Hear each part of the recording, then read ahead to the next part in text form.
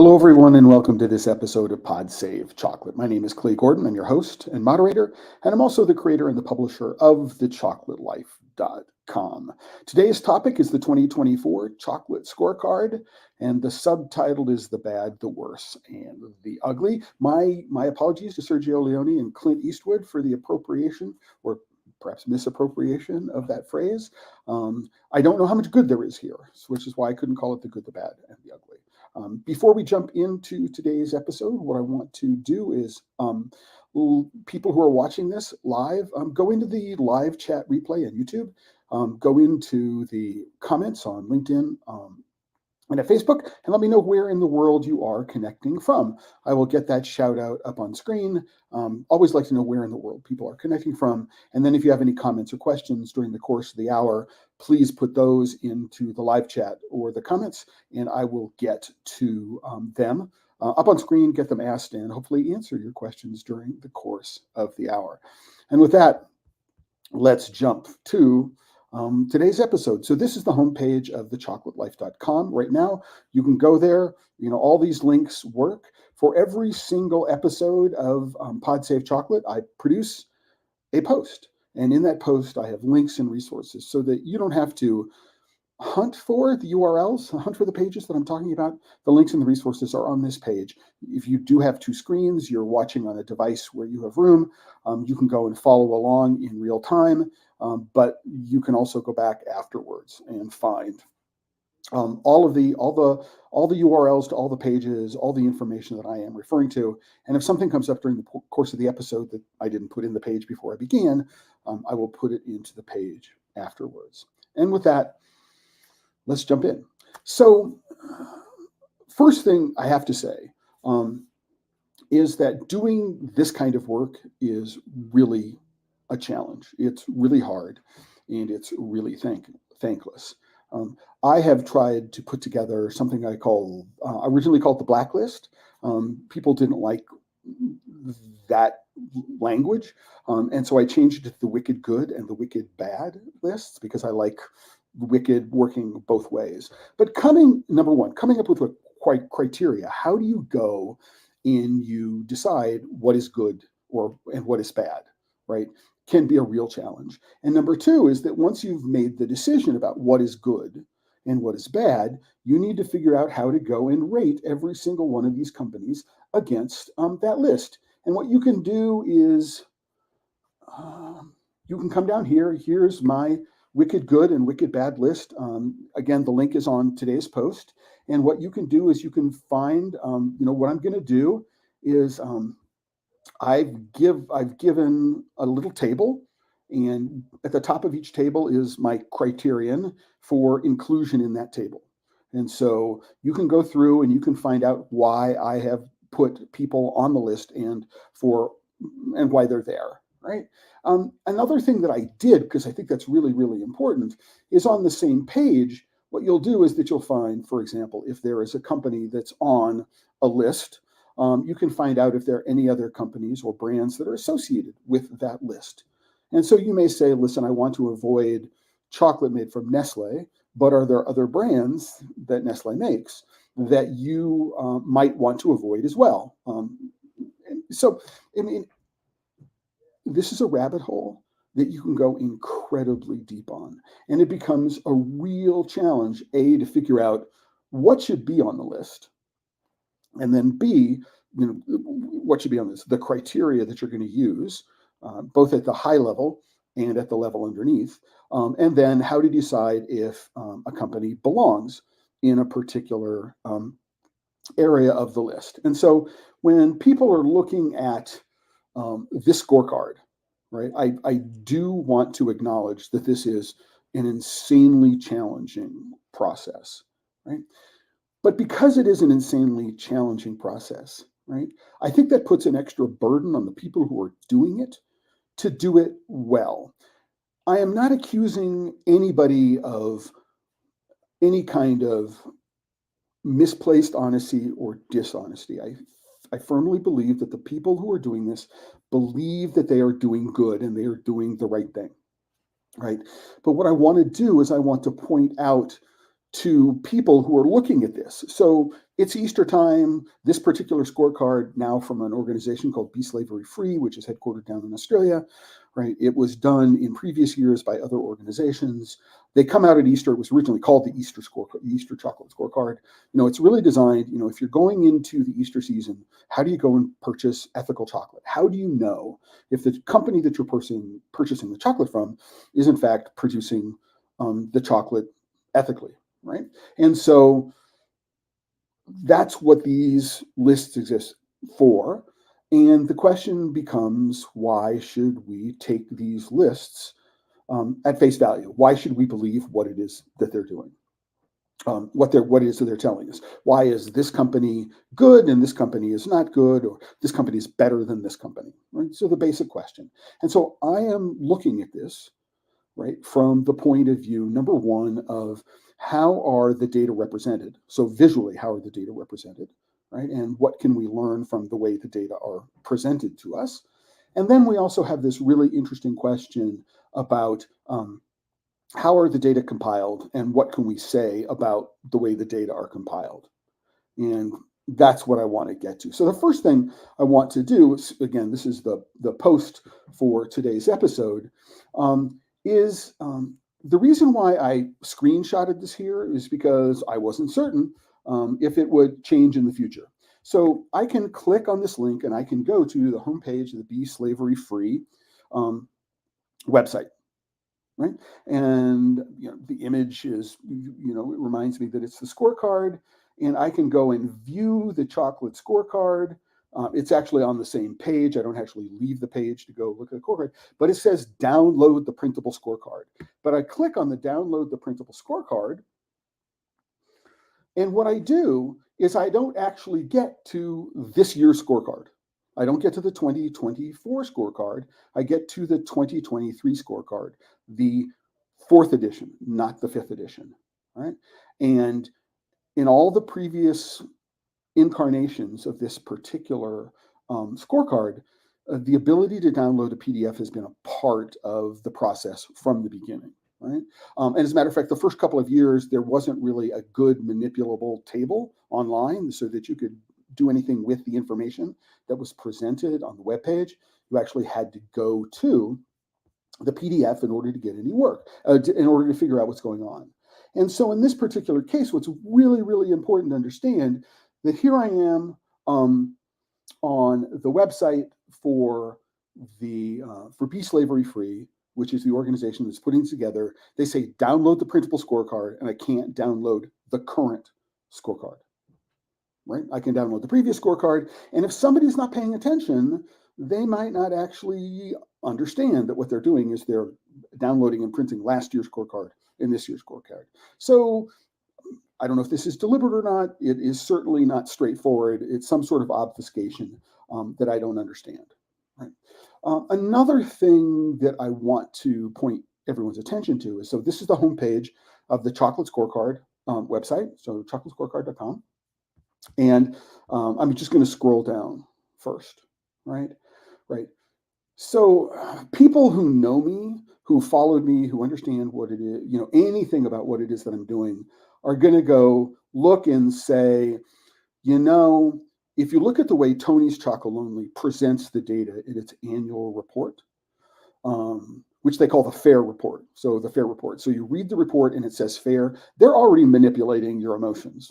We're the FAIR report as opposed to a sourcing report, right? And that's one of the reasons why I chose the bad, the worse, and the ugly, because I'm trying to manipulate. I'm just out front. I'm manipulating, right, your thoughts about this whole thing, right? But if what you want to do is you want to present information about your topic, don't use a whole lot of gratuitous graphics and animation, right? Why is all this stuff have anything to do, right, with talking about the Chocolate Scorecard? Why are these animations exist? What do they do? What is their context? You have to ask this question, right? And part of it is, pay attention to the bright and tiny stuff that's going on over here. Don't pay attention to the stuff that matters, right? People may know, I got this, ready this time. I held it up a little while ago. This is a book. It's out of focus. Yay. called Beautiful Evidence. The author is a gentleman by the name of Edward Tufte. I have a first edition copy of The Visual Display of Quantitative Information. And it's all about how do you go and present statistics. And we know there are lies, damn lies in statistics. How do you go about presenting information in a way that the method and form of presentation doesn't obfuscate what it is that you're trying to say, right? And the whole point, I think, of the way that the data are presented on the Be Slavery Free website, the way their narrative on the homepage is presented, is to get you to move your attention from over here, which is what we really want you to talk about, and put it over there. And so I'm pointing it out that, hey guys, be slavery free. Did you learn anything, right, from previous years of this? And should you also then take your design direction from a company that is known for obfuscating their data? So no, do not take your design direction from Tony's Chocolate Only, right? Just go and find a way to present the information. You can do in a way that's visually interesting, not a problem, but don't add elements which are irrelevant and are distracting, right, for what you're trying to do. And so that's one of the ugly parts of this presentation. The images look nice, right? But why are they there? And what do they actually accomplish? They're designed to manipulate your emotions and not focus your attention on what they're actually trying to present. So here we are. We're at the home page of the Chocolate Scorecard, right? And what I can do is I can go here and I can go check the scorecards. Now, there's more than one scorecard. So there's a scorecard for big companies, there's a scorecard for small companies, and there's a scorecard for retailers, right? And so this is the scorecard, and we have a key, right? And the key across the top, there are 5 possible buckets that a company's performance could be thrown into. So one of the buckets is leading in policy and practice. Another one of the buckets is progressing in policy and practice. Another one is needs improvement in policy and practice. The fourth one is trailing in policy and practice. And the final one is lacks transparency or did not respond. That's irresponsible, all right? Did not respond is a different class of this, right? And there's no way for me to know on the surface, right, whether or not a company did not respond, right, or it lacks transparency. Now, I could go back and we can explore together because we're going to explore some of these things together, right? We can explore some things together and find out, where this information resides in this presentation, if it does reside, right? But that is, I think, a fundamentally irresponsible thing to do at the top, right? That trailing and not responding is not the same thing as trailing, right? Or lacks transparency. It's irresponsible, right? It's irresponsible. I went through this when I was talking about Jord Bernardini's The Reference Standard. He had we couldn't confirm whether or not somebody was actually being debarred. Couldn't confirm? I mean, listen, you're writing a book called The Reference Standard, and you can't confirm whether or not a company, or you didn't go through the effort in a book called The Reference Standard, right, to go through and actually back up, confirm whether or not somebody was actually, it's irresponsible, right? Just off the top, another ugly aspect of what it is that goes on. All right, next thing we need to think about, all right? Number one, we have medium and large companies, small companies. There is no indication here as to what the cutoff is. What is a medium and large company? How is it defined? When we go look at the methodology, there is no definition there, right? And when we look at small companies, we don't know what small companies are. We can infer what they are by looking at them, but we don't actually know, is the cutoff 100 million in sales annually, right? There's no easy way to know. Looking at some of the companies, that's probably about right. If I go and look at the candy industry top 100, for example, about 100 million in sales gets you down to the bottom of that list. So I'm guessing that that's the case, but I don't know that that's the case. The other thing we need to go and look at is these the columns, which represent the areas in which every single one of these companies is graded. So we have a column on traceability and transparency. Okay, we have a column on living income. We have a column on child labor. We have a column on deforestation and climate. A column on agroforestry, and a column on pesticides. Now, it's important to know that what we can do is we can sort these things, right, up and down. All right. And here we have a question is, if I sort on traceability and transparency, why does Ritter come above Tony's Chocolonely? Sorting on that. Is it alphabetical? So R, T, W? That might be the reason why it's sorted. Or is there some other criterion that is used in order to figure out how this sorts? Number one question. It's not clear to me. All right. And you have to really go and do a lot of digging in order to figure out how these are presented and how they're sorted. It would make sense. I could go living income. Oh, why don't I do that? Tony's, so Tony's living income, Tony's, Alba, Semois, right? So it's not alphabetic. This one is an aberration. When we sort on this, it's alphabetic. This one is not alphabetic. There's some other things going back. This is reverse alphabetic, CHT. Maybe that's what it is. I don't know the answer, right? But you get the idea is that there's nothing in the methodology which explains how we get there. You have to work really, really hard in order to be able to figure this out. But we have this criteria. What I want to do first, right, before we go to anything else here, is to go and look at the 2020, right? The 2020 Easter Chocolate Shopping Guide, not called a scorecard here. At least the title it is. We find that Be Slavery Free, right, is part of this along with Mighty Earth and Green America. I believe that I found this on the Green America website, right? By the way, there are no archive links to any of the previous scorecards on either the Be Slavery Free website or the Chocolate Scorecard website.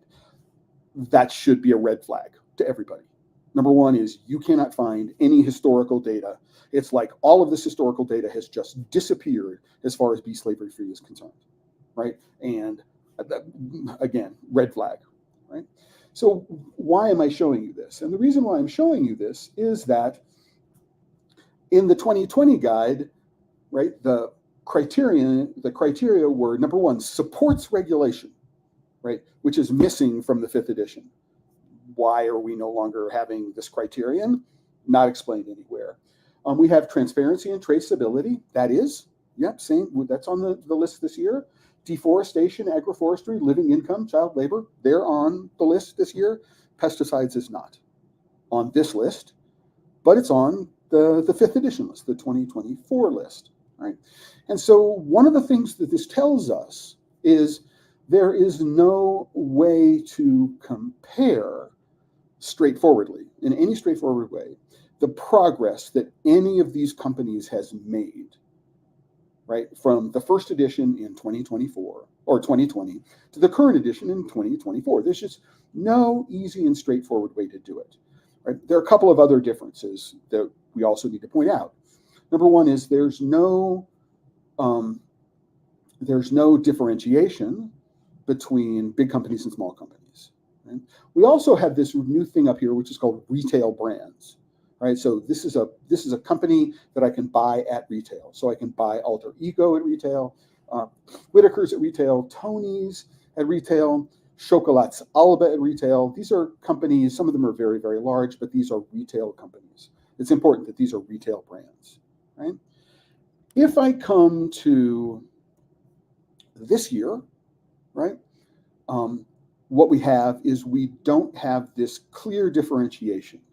Right. So, for example, all right, is Unilever a retail brand? The answer is no. Unilever themselves is not a retail brand. They have brands that they sell, that they own. They sell Ben & Jerry's. They own Ben & Jerry's, right? Nestle is a retail brand. Hershey's, Godiva is. Ecom, they're not a retail brand, right? They're a buyer and seller. They're a trader broker of cocoa beans and coffee and other things like that. But why is Ecom on the same list? structurally, Ecom as a company is not the same thing as Hershey's, right? And yet they're on the same table. And I don't understand why this would be the case. Why would anybody put together a table? What they're trying to do is they're trying to compare these things when these things are not like each other's, not like each other. So let's put Ecom and Souk then. Maybe Touton is on this list. Right. So Fuji Oil, including Blommer. I mean, this is a really, really interesting thing, right? Most people don't know why have I got Fuji Oil, including Blommer here, right? When I'm not in this list, right? Also talking about any of the brands that any of these other companies own. Why is this here?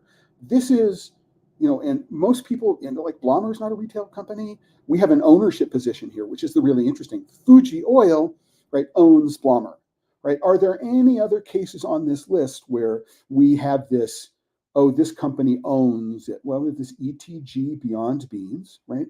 But it's not explained here, right? And so we have this list, right, of these companies, and we actually don't know how these things relate to each other, right? And we don't know, what part of the world they come from. Why is that important? So let's go back to the homepage. I believe it's, let's see if it's on the homepage. It's not, or if it's on the, is it on the methodology page? It's on the methodology page. So why in the world, where these companies are located, is it interesting? So what we do is that we find that 63 companies participated in the survey entirely. Of those 63, 38 were medium and big companies, however that's defined, and we don't know how that's defined. 9 small companies, right? And again, we don't know what the differentiation is between small and big companies. And then 16 retailers. And if you add that together, you have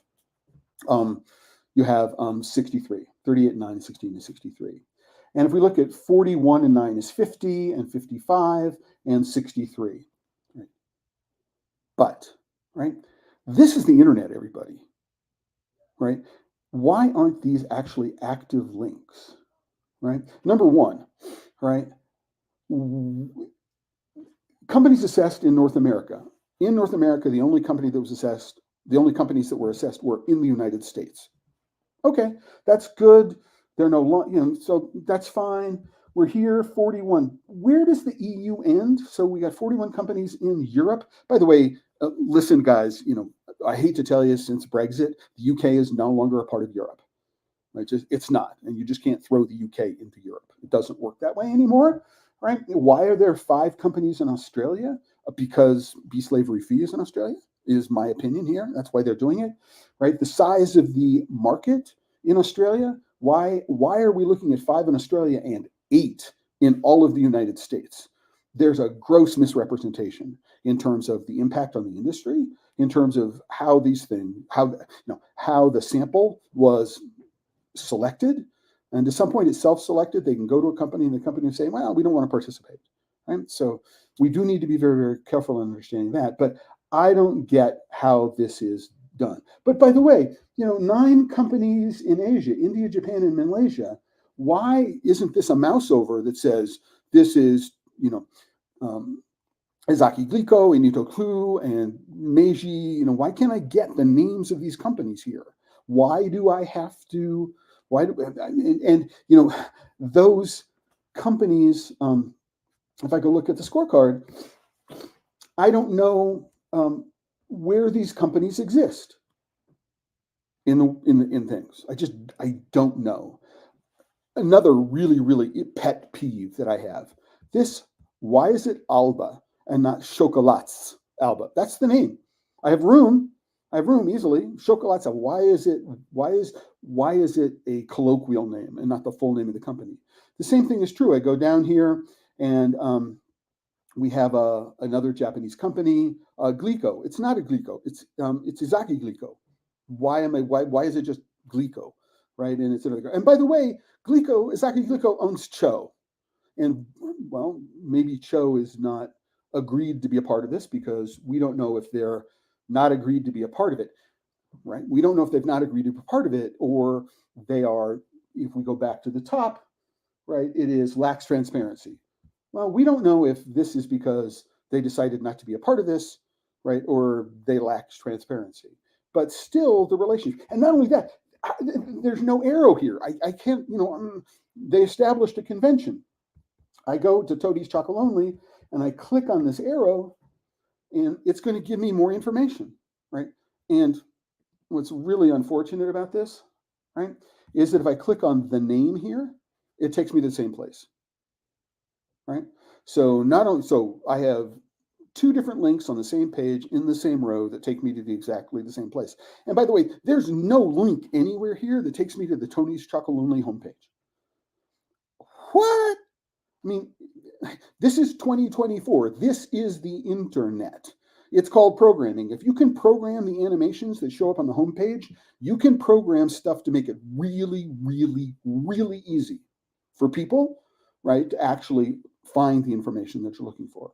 So we find that Tony's Chocolate Only is headquartered in Netherlands. Yay, they're in Europe, if I know that, and they're in the medium and large company. I happen to know from reading Tony's annual report that the last reported sales about 150 million. So we know that medium and large companies is at least 150 million and up. So, but I happen to know that. If you're a member of the general public, you don't know that, right? Unless you read the report, right? Notice that this is leading in policy and practice, right? And so here we go find out. So what we do is within the traceability and transparency category, right? Within the 38 companies that were in this category, when all of the scores were added up, Tony scored second. Okay. In living income, 1 of 38. So of all the 38 companies, they had the highest score, right? And we come here in pesticides and we find that. Okay. So, and we find out we can look at this dotted line and we can find out what the median score was for all companies in this category, right? I personally think there should be a number value in there. So 2.3 or 3.5 or whatever it is, because as it turns out that the distance between here is meaningful, right? Statistically, it could be statistically meaningful, but understanding the difference between those, between the dotted line and where the dotted line is, right? And where a company scored, that's important information. And we actually can only get there visually, right? So we don't actually know what the underlying scores are, and the actual scores are not presented anywhere. So I'm not talking about the individual scores, but I'm talking about these numbers. We don't know what they are, right? Which is a problem. If I'm looking to compare company A with company B, I can't do it, right? So let's also go down here, global position, right? This illustration annoys the heck out of me, right? Number one, they spent a lot of money doing this tree illustration, unless it was generated by AI. Maybe it was generated by AI, right? But they spent a lot of money here to present something which doesn't require all of the cruft, the visual cruft, to be able to say, oh, from 0 over here to 100 over here, this company scored all the way over here on average. So this is the average score of all those things, right? They're number 1 of 38, right? But what I wanted you to do is I want you to go take a look at something really, really disingenuous from an information presentation perspective, right? We have this little line here, and this line is the bottom 20%, right? And this line with the little dots over here is the top 20%. So we've got, and not only that, so what happens is that the majority of the scale here is represents only 40%. From, if we were to say 0 to, or 1 to 100, right, we've got 40% of the numbers are represented in 70% of the overall space available to it.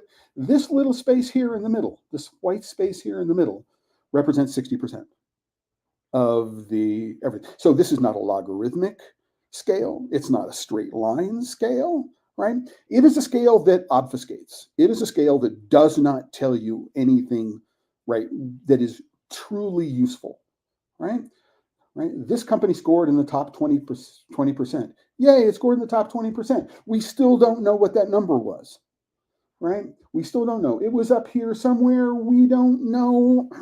We don't know what the score is. And the way it is represented here doesn't give us any clue, right, as to what the score is.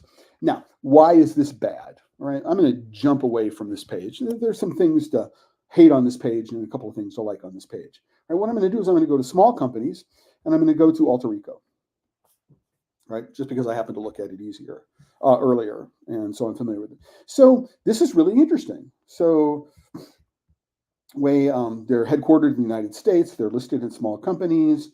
What we do is we find that they're below the median in terms of traceability and transparency, right? Then we can see how they scored overall. But what I want you to do is take a look at this, this position here, right? What they've done here is they've said, this is the bottom 20% over here, right? Here's the top 20% over here. The median is way over here, right? They've adjusted the scale. We actually don't know how this compares with anything else, right? And okay, so same image, but 20% means something which is very, very different on both the bottom and the top end of the scale. And the median is way over here, and we actually don't know what the median is. Where is the median? So 50% of the answers are below this, 50% of the answers are above this. The sample size is 9, so statistically, is that significant? I don't know the answer to that question. My guess is it's not. All right, but the scale has changed, and so we can't compare this with anything else. And we actually aren't given any indication of that when we look at these things. So we're looking at Tony's Chocolonely, $100 million company. We don't know how, Mars Wrigley, one of the 2 or 3 largest companies in the world, they're like, I think over 10 billion in sales, last I remembered. So we actually don't know how to compare these things. So this is green and this is yellow. This is hard, right? This is simplifying the data to the point where look at it and I wonder about what the value of this is in terms of really understanding what it is that's going on.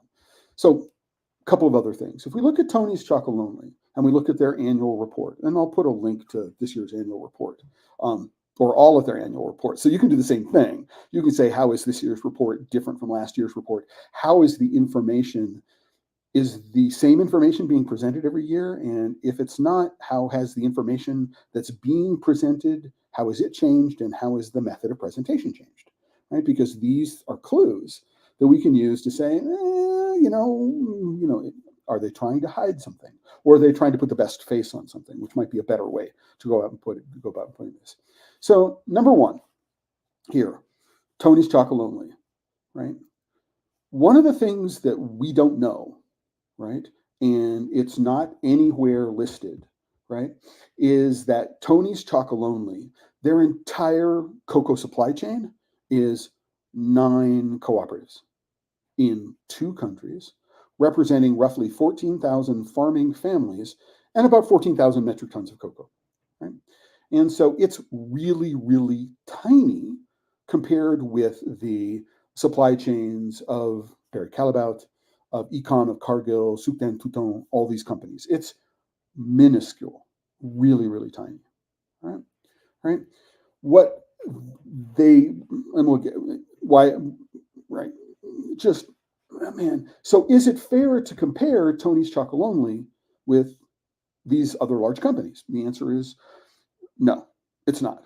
Right? They're in the list, and nobody who looks at this list, unless you really understand the cocoa and chocolate business, is going to know that. Furthermore, right, there is no display of the relationship between Tony's Chocolonely and Barry Callebaut. Right? So Tony's Chocolonely is up here, and Barry Callebaut is down here. Ooh, right? These 2 big, orange pentagon, 3 orange pentagons, right? With a couple of yellow hexagons, right? But how is it possible? How is it possible be slavery free?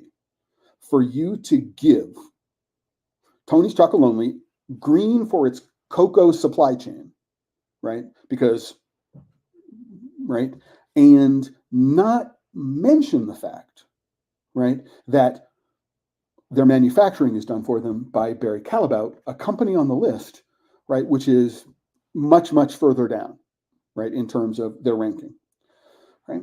So leading in policy and practice in a little tiny area, right? Right. So another thing, I just want to let you know, I'm going to go search for Barry, right? Barry Callebaut is not listed anywhere in this. It's not mentioned. The relationship between Tony's Chocolate Lonely and Barry Callebaut is not mentioned. All right. Let's take another one. I'm going to go take a look. Guess what? It's also not. There's also no mention of the Rainforest Alliance, and it turns out that the cooperatives that Tony's Chocolate Lonely supplies from are Rainforest Alliance certified cooperatives, and Tony's itself is Rainforest Alliance certified. So here's an interesting question. How much of the scores that Tony's Chocolate Lonely gets, right, are because Rainforest Alliance is doing the work and not Tony's Chocolate Lonely, right? Rainforest Alliance is on the ground doing the work. Tony's comes in, does their stuff. They give them some extra money, right? So maybe, that's good with respect to living income. Hard to know, right? Because of the numbers that are involved in the way the numbers are presented. And if you actually go look at the child labor thing and you go to the annual report and you say, that may be better than anybody else, right? But it's not zero, right? There's still child labor. And so my feeling is if there's illegal child labor to be found anywhere in the supply chain, it should get a zero. I don't care if they're leading in policy. I don't care if they're leading in practice. The answer is there's no indication from Tony's annual report that we still have a child labor problem in our supply chain. It's not here, right? So they're not as bad, perhaps, but that doesn't mean good, right? And it's really, really important to understand that we could be completely misled. I mean, and in my opinion, we are being misled, right? By the way the data is being presented, the data are being presented. I also want to go back and talk about something else that I find completely mystifying, that just frustrates me and angers the heck out of me, right? Which is why have you only got the 5th edition and the 4th edition here? Why? Why are you only showing this year and last year? Tony's Chocolate Lonely has been in the 2020 scorecard, the 21 scorecard, the 22 scorecard, the 23 scorecard, and the 24 scorecard. They've been in all years. And you want me to prove it? Here's Tony's Chocolate Lonely in the 2020 scorecard. They scored 3rd. Right? And let's go here. Here's the 2021 scorecard. And Tony's Chocolate Lonely is 3rd. And here's the 2022 scorecard, and Tony's Chocolate Lonely is 3rd. And here's the 2023 scorecard, and now it's organized differently. So at the top, we have brands and suppliers, right? Right, and so now we start seeing things that are interesting. Here's also, I want to just also point out something. You see this Chocolate Alba, right? Guess what? Right? They don't mention the relationship with Alter Eco here on this particular list, right? So number one, why don't I have all the previous editions? Because it's about progress. How has progress been made? It's in one of the scores here, right? So its progress is being made, right? And yet I only get to see the progress from over the course of 1 year in terms of the scorecard. Tony's isn't, where are all the rest of them? Where are all the rest of these? I'm frustrated as heck. In terms of, what's going on. It's also really important is if you go look at the Alba score, so maybe they changed their name and they're no longer Chocolate Alba. That's what I've known them for, right? If I go here, guess what? They list Alter Eco as a brand. So Alter Eco is France, Alter Eco USA. They list the fact that, we do all the manufacturing for Alter Eco, right? Which is an open secret. I don't think it's a secret. I mean, certainly it's something that I've known for many, many years, right? But if I go and look at the alter eco page, right? So here we have small companies, alter eco, right? Let's go see, can we find Alba listed anywhere? Nope. We don't know from just looking at this page whether or not what the relationship is between between Alba and alter eco. And I haven't done this, right? Because this is the first one. I mean, I was exploring this one, and I found it. Let's go to the sorry, it's a little slow in terms of responding to, I don't think I turned my VPN off, so that's why it's slow. Let's go to the Barry Calabout page. Let's find Barry Calabout here, right? And they don't list Tony's Chocolate Only as a product line, right? The fact that they don't list any product lines, right, is an indicator that they don't have any retail brands, right? So, and we can see from last year to this year, they've gotten a little better on traceability. They've gone down in child labor. They've gone up in other things. So for the most part, they stayed the same. Maybe got a little bit better.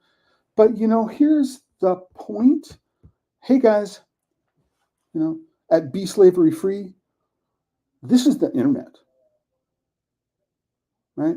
It would be really, really, really easy on this page to do a mouse over and say, this is what it was from last year, right? Or this is what it was from the year before. Or here's a column, here's a change from last year. Is it up? It's just an arrow. Thumbs up, thumbs down. It's improved since the last time we did it, or it's gotten worse since the last time we've done it, right?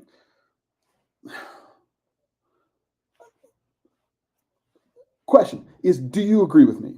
All right. If you're watching on YouTube, you're watching on LinkedIn, you're watching on Facebook, do you think I am being overly critical here? I'm looking at this and I'm going, number one, I know this is difficult, right? Right. And I know it's hard, but once I have the data, right, and once the data are presented in this way, right, why don't I actually make it easy for people to be able to get the information that they want? Hey, so Tony's is on the list this year. How do I go find out what they were like last year? Well, it's like, normally I'd say Tony's Chocolate Only. Will that take me to Tony's website? I would expect it to do that because I have this arrow over here that says, ooh, maybe I can explore. And there are no, this is, again, we're in the internet era. Let's go back and do this. There are these things called tooltips on the mouse over. So you can do on a mouse over, display something. Well, it doesn't. I've got the mouse over sitting here over this arrow here, and it doesn't say learn more or explore, right? You have all this time and you have all this energy to do all these superfluous animations on the homepage, these things sliding in, these things sliding out, these things moving around, and you can't make it easy, right, for people to understand what they're supposed to do. There's no mouse over here. What does it mean? I could do a mouse over here and they could say, 3.5 out of 5, right? 2.7 out of 11. There's nothing there. There's no information that I can do this. I have to go here. And when I get here, there's no indication that Tony's, what is the progress from 2020? Has there been progress in 2020? Is there any mention of Rainforest Alliance? So, what's interesting is I would expect to go look at every other company on this list that was Rainforest Alliance certified. And what I would really like to know here, and hey, Be Slavery Free, you have the data. You go figure this out and present it to me. And by the way, on LinkedIn, I said, listen, if you are associated with Be Slavery Free or anybody who had anything to do with this report, you want to come and talk about it, right? I would like to know how many of these companies are Rainforest Alliance certified or have any Rainforest Alliance certified products in their portfolio. And I would like to know if there are any structural differences in the numbers right? Between company A and company B and company C, all of whom are Rainforest Alliance certified, and how their answers, right, were around deforestation and climate and agroforestry, which is what Rainforest Alliance is all about. Are there structural differences in terms of the answers? Can we get that data? I would really like to know, right? This is really intriguing to me because, to some, oh, and I hope you understand why I am intrigued by it, because I want to get to the underlying truth behind all of these things. I would also like to have something that says, I want to order these companies by annual sales, right? Here's why, is if we go to the methodology page, what we do is we find 90% of the world's cocoa is purchased, not are purchased, but 90% of the world's cocoa is purchased by these companies. Yay, right? But how much of that 90% is purchased by retailers? I'm guessing almost none, right? Directly. It's a very, very small number, right? We have 38 big and medium companies, right? And 9 small companies. What percentage of the cocoa that is purchased by these companies, right, is represented by that group of 38? And of those 38, what percentage cocoa is represented by the top 10 companies, right? This thing, 90% of the world's cocoa are produced by these companies, is zero meaningful information.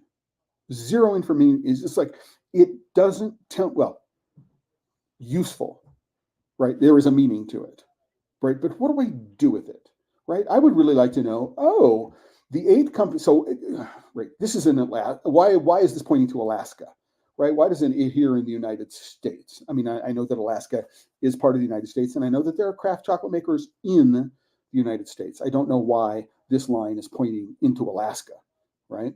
And if we're talking about the United States, it's like, the EU and Asia, they're the same continent. Not one company in Africa, not one. You couldn't get one company headquartered in Africa to be a part of this.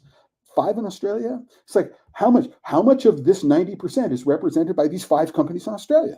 How much of this 90% is represented by these 8 companies in North America?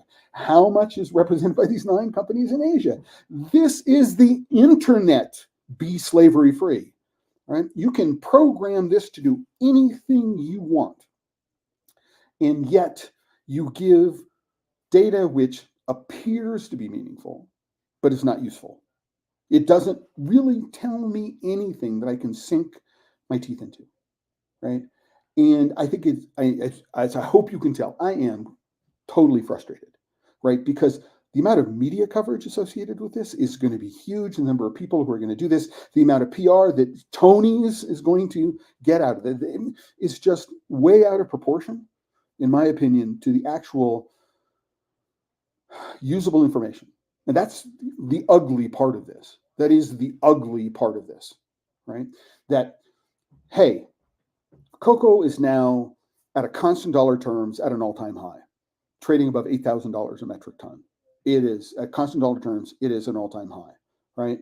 That this is attributable to a number of things, one of which is El Nino weather pattern, the long-term climate change, and more importantly, right, more than 20 years of practice, which says, how can we move all of the risk off our balance sheets, public companies? How can we move all of the risk off our balance sheets and externalize it and push it onto other places? Hey, I'm Barry Calabout. I didn't know anything about child labor in why? I mean, I don't buy from farmers. I buy from cooperatives. I buy from CocoaBod. It's not my responsibility. There's illegal labor, right? This is, and they spend 20 years in court, trying to make sure that their claims are actually never heard by a jury, right? What's going on here, right? The fact is that this doesn't, the fact that, yay, right? I got a green circle as opposed to some other thing is not really, really helpful. Now, before I go for my last couple of minutes of rants, I'd like to give a quick shout out to Mark and Yuri at Blue Spruce Chocolates in sunny Colorado. It's a beautiful sunny day here in Arizona as well. And you said, excellent points. After doing master level coursework in statistics, these reports drive me insane. Super frustrating. The scorecards seem more designed for entertainment than analysis. Maybe. I don't know that I don't know that I would use the word entertainment. All right, I don't use that word entertainment. And again, I'm not going to try to suggest that the people who are doing this are deliberately being disingenuous. They're putting these together for the purpose of obfuscation, right? What I am saying is that they are, in fact, obfuscating the data here, right? They're, in the way that they present their data, they are not representing, right, the reality of the situation, because what they're doing is they're choosing some really important, what I consider to be really important axes of data, right, which would enable somebody to go, oh, this is what's going on. Now, I will say this. You can go to the methodology page for this year. So here's the methodology page. And they'll say, here's our definition of sustainability. So when we use the word sustainability, what it says, it meets the needs of the present without compromising the ability of future generations to meet their own needs. Under that rubric, that definition of sustainability, none of the companies should get green for anything having to do with deforestation, right? These big companies, right? Are they meeting the needs of the present? They're absolutely not. And they haven't, right? Over the course of the last 20 years. They've done everything they can to externalize the risk and put the costs associated with the risk onto cocoa farmers and local governments. The companies said, not our problem, right? So they have not done anything to meet the needs of the present, right? Without compromising future generations. That has been their business for the last 20 years, these big companies. That's what they have done, right? That is the nature of extractive economics. It is the nature of extractive agriculture, right? That is what they are rewarded for doing, right? Is to suck as much value as they can out of things. The only reason why any of these companies are doing any of this, the Harkin-Engel protocol, right? These NGOs, which are trying to shame them into doing these things. These companies would not be spending 1 cent on this, right? If on their own volition, because it's dollars which don't go to the bottom line, right? So, in my opinion, right? I get this definition. I get what they're saying here, and it's actually a very, very straightforward definition that mirrors mine. Mine is a little more detailed, but I don't believe for a moment that the companies who are given very, very high scores, right, actually meet this definition at all. And then let's go down here. I mean, here's an interesting question. Did anybody read the methodology? Well, let's go here. Did anybody read? So how do we develop the questions? Here's how do we score? All right, so this is what all it says is we get the individual points and we put them all together and we give them to people, and then we have all these numbers. What we're going to do is we're going to come up with one number, and that number is going to represent all the complexity underneath it with no nuance, right? That's what it is, right? And we're going to calculate what a median is. We're going to calculate some of these other kinds of things, but we really, I would really like to know what the numbers are, not just little things which are represented. And what's that stupid animation? I'm sorry. What's that stupid animation? Why is that there? Why did you spend money animating this thing, right? When you should have spent money, right, on tooltips, right, and other information which filled out the mission of what it is that you're trying to do. That's frustrating. Frustrating. Why? Because you're obfuscating. People are going, oh, isn't that cute? Right? Isn't that cute? No, it's not cute. It is not at all cute, right? You should go read every single one of Edward Tufte's books about presenting information, right? And then redesign this entire thing so that there's no extra visual cruft which gets in the way of making the points that need to be made, right? So here's the survey. Oh my God, did anybody read this? Right? This is the methodology. Here are the questions, right? But, here we don't know what the average answer across all the companies was. So it would be great. In question 4.18, did the company disclose scope 3 emissions data for the most recently completed reporting year? You know what? Oh, there's a URL here, but it's not a link. Hey guys, this is 2024 and this is the internet.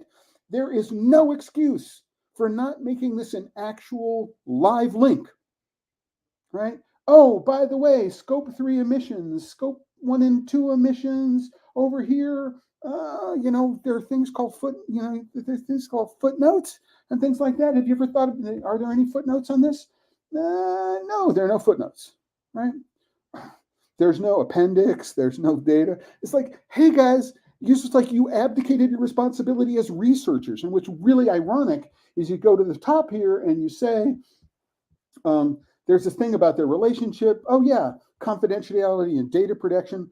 Confidentiality and data protection is apparently the most important thing. The research is conducted in accordance with the HR ethics committee under the project, and it's at Macquarie University and some other universities in Australia and all this other kind of stuff. But, there's nothing here that says, oh, because we want it to be honest, rigorous, transparent, respectful, right?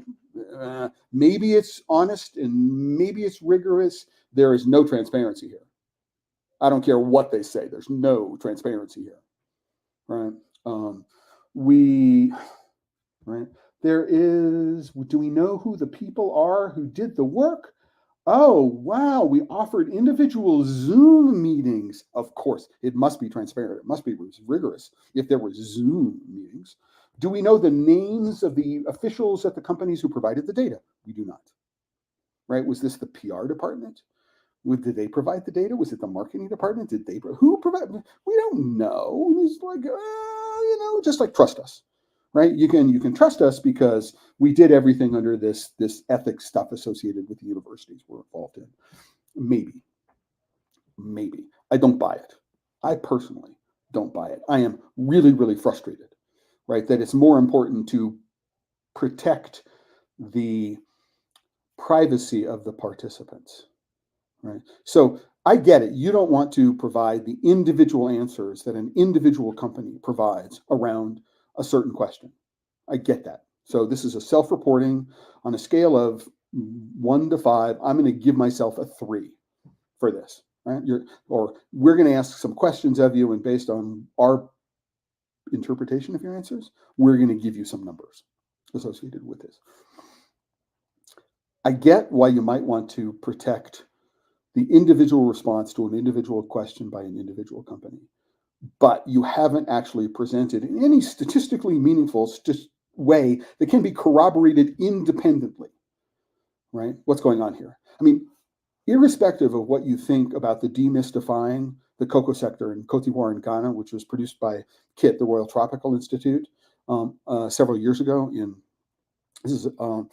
What they did is they open source published not only the questions they asked, but the answers to the question, right? And so what you wanted to do is you wanted to go through and run an entirely different statistical panel on the data that they presented. You could do that, right? I can't do that here, right? I want to know the name of the people. I want to know the name of the people at any one of these institutions, including statisticians. And I want to know the exact models. I want to know all the regression analysis. I want to know all this kind of stuff. I want to know how we know that any of this stuff is statistically valid. I don't, right? I don't know that anybody at De-Slavery Free is in fact a statistician. I don't know that. We don't have any names of any of these people. A link to the online questionnaire was emailed to key personnel within the companies. Participants, all right, we don't know who they are, right? Even this, can you tell me the percentage of respondents who held a title associated with CSR? Can you tell me the percentage of respondents who identified as managers? Can you tell me the number of people who identified as project managers, environmental? Come on, guys, be slavery free. If you didn't collect the data, number one, shame on you. But if you did collect the data and you didn't report on it, shame on you. What's going on here? I mean, did you run out of money? You actually didn't have the money to do this work? Let us know. We would have done more if we had more money, right? Maybe somebody would donate you so you could do better statistics. but without better statistics, I can't recommend that anybody donate anything to be slavery free for anything that they're doing, based if this is right an example of their work, right? So, my personal opinion, you do whatever it is you want. So again, from Mark at Blue Spruce, purchase cocoa butter at almost 50% more than the last time we purchased. Ouch, ouch, ouch. Yeah, so absolutely. And one of the things that's really important about that, Mark, is that none of that money is going back to the farmer. All of that money, I mean, so the right, it's hard to say. So none of the money. So if I'm in an open market like Ecuador, let's just guess you're purchasing from Ecuador. Chances are, there is no there. Although there is a national export council and a cacao in Ecuador, it's not. There's no control as there is in Ghana, where there's prices. So here's the market price. Here's the farm gate price. There's none of that in Ecuador, right? And so it is likely that one of the reasons why the cost of cocoa butter has gone up the way it has is because the person who's manufacturing the cocoa butter that you're buying is actually paying more for their beans to the farmers. That's not necessarily the case in Ghana, right? So we need to be careful about that as well. We're looking at the price of cocoa and what it's doing. Again, it's at an all-time constant dollar high. So is it the highest it's been adjusted for inflation since the 1970s? I don't think so. Right? Is the 8,000 as opposed to 7,000? Yes, it's at an all-time high. But yeah, no, absolutely. We look at these prices and we go, how much of the increase in price inures to the benefit of the farmer? And the answer is maybe not a whole lot. Let's go take a look at it. So here is cocoa futures prices. So we find is that, just 9,000. Wow. So it's gone up. So cash price is 8,400. Closing price for May is almost 9,000. So it's gone up quite a bit. So up 380 basis points since the last time we looked at this last week. That's a pretty huge increase from 8,500 to 8,900. Yeah, so yeah, it's got to hurt. It's got to hurt. But we also have to ask ourselves, is any of this, or what percentage of this, is inuring to the benefit of the farmers? And I would say the answer to that question is almost none. So what I want to do is I want to go back to the post for this episode of Pod Save Chocolate, which is about the scorecard. Now, this episode is sponsored by members of the Chocolate Life. If you're not a member of the Chocolate Life, please go up here, click this green button. I'm logged in. It says account. If you're not logged in, it'll say join. So if you're not a member, there's always a free membership tier.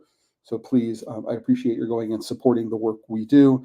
If you're watching this on YouTube, please like this video, throw a comment on the video, and subscribe to the channel. That would be really, really helpful to get the word out. And if you're on LinkedIn or Facebook, sharing the post on LinkedIn and Facebook, commenting, liking is also going to be very, very much appreciated. So just a quick overview. Here's a link to the Be Slavery Free homepage, right? So you can get to the Be Slavery Free homepage. I link this because it says download. I can download the 4th edition of the Chocolate Scorecard, right? I can't download the 5th edition, and we're at the 5th edition, not the 4th edition. So I've tried my own efforts to create wicked good, wicked bad lists. These are really hard to formulate and even more difficult to maintain. I haven't done any kind of the maintenance on this list. So here's the updated list. If you want to know the full set of criteria that I use for the wicked bad and wicked good list, you can go to the blacklist episode that I've updated. And I did a full episode on deconstructing last year's scorecard. So you can find that information here. Now, I can't provide a download link to the 2024 scorecard in PDF format because at the moment it doesn't exist, right? And so one of the things that I'm going to have to think really hard about doing is how I'm going to be able to download this data so that next year I can get back to any of it, right? And that's one of the problems with not actually having a PDF copy of this. They've moved away from any accountability year over year, right? Unless what they do is they archive this page for the 2024 scorecard and make that 2024 scorecard available in 2025. I am not sanguine that this is going to happen because I can't get to the 20, 21, 22, or 23 scorecards at chocolatescorecard.org. The links do not exist, right? So I don't have a lot of confidence, right, that next year's link will include this archive. I just don't. And it's a challenge to be slavery free, is make sure that the entire archive of all of this information, including the methodologies. What I want to know is how have the methodologies changed, all right, that underlie the answers to each one of those things. And it would be a really, really interesting research project, hint, hint, for somebody to go and say, oh, how have the methodologies changed? And that's, really, really, really, really interesting, because I actually went, sorry, took a load. And this is the Wayback Machine, the Internet Archive, right? And so this is from May 13th of 2023. So it's about a year ago, right? And if I click on Out Now, right, the 4th edition of Scorecard, right, it's going to take a little while. Again, I have my VPN on, right? And it takes me to the homepage of Be Slavery Free right now, and I can't download the scorecard. Explore how we made the chocolate scorecard. It's a black hole, right? That Be Slavery Free has basically said there's no history here.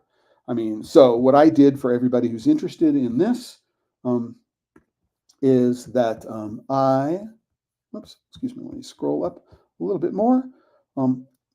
What I did is I have downloaded in the past the PDF files of the previous episode, of the previous scorecards. So if you want to download the 2023 scorecard, here's a PDF to it. If you want to download the 2022 scorecard, here's the PDF to it, right? I did a podcast, an episode of the Chocolate Life Live on the 2022 scorecard, so you can see if my opinions have changed. You can download the 2022, the 2021, and the 2020 scorecard, right? I had to go to Mighty Earth, I had to go to Green America to download these things because there are no archive copies. But if you want them, they're here, right? Just wanted, as a public service, you can go and take a look and see what they are. I've also included these two links from the last episode that I did. So last Tuesday's episode, or the Tuesday before this, saying, none of the progress which is represented here is right. So we don't know of. So here's a criterion. Are you on? If you're a company on this list, are you involved in a lawsuit? Right. Right.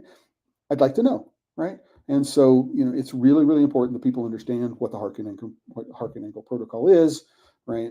One of the lawsuits that's going on. This is Terry Collingsworth, who's been a guest on the Chocolate Life Live and a Pod Safe Chocolate on a number of occasions. What they're doing at International Rights Advocates to try to hold the industry accountable for what they've done over the course of the last 5 decades, and at least in the time since the Harkin-Enkel protocol was signed and big companies signed off onto it. Right? And I'm hoping, that so you don't have to believe me. Right? What you can do is you can go look at the source material yourself. I put the source links here so that you can go and say, hey, Clay, I agree with you, or I don't agree with you. Now, if you're a member of the Chocolate Life, what you can do, again, you can be a free member, is you can start things and you can throw them in to the member discussion. And somebody's already started discussion while we're live here on the page. Go and answer. I mean, this is, if we go to the homepage of the Chocolate Life, what does it say? It says, place for chocolate conversations and community, right? And conversations are an important part of community. So please join the community, become a part of the conversation, right? And really do remember, no matter how serious the topic might be, right? And I think this is a pretty serious topic because here's what I think. So what I think of is, rather than apologetics, and that would be a word I would have used maybe 2 weeks ago, I think what we have here is excusegetics. Right? And this is excusegesis. So things like the chocolate scorecard is excusegesis, right? So we've come in here and we've given you an excuse for you to feel good about this company, right? And what we've done is we've taken the data and we have played with the way we are presenting the data in order to be able to help you feel good about the companies you should and shouldn't feel good, without actually giving you an understanding of the context, which would really, really make these recommendations helpful, right? And the information they give you entirely usable, which I think is the really important part here, right? It's I cannot tell you how well, I've been telling you for the last hour how frustrated I am, right, with the sad excuse for statistics, which the current edition of the Chocolate Scorecard, the 2024 Chocolate Scorecard, represents. And with that, I'm out for today. I do want to remind everybody that, again, that no matter how serious the topic we might be talking about at any given time, right, it's important to remember that chocolate makes people happy, right? And if we're working with chocolate, we need to make sure that not only are we having happy, but our customers are happy, but the people for whom we are buying ingredients and we're sourcing stuff from are happy as well. And with that, everybody, if you're working with chocolate and you're not having fun, until the next time, have fun with chocolate. Cheers.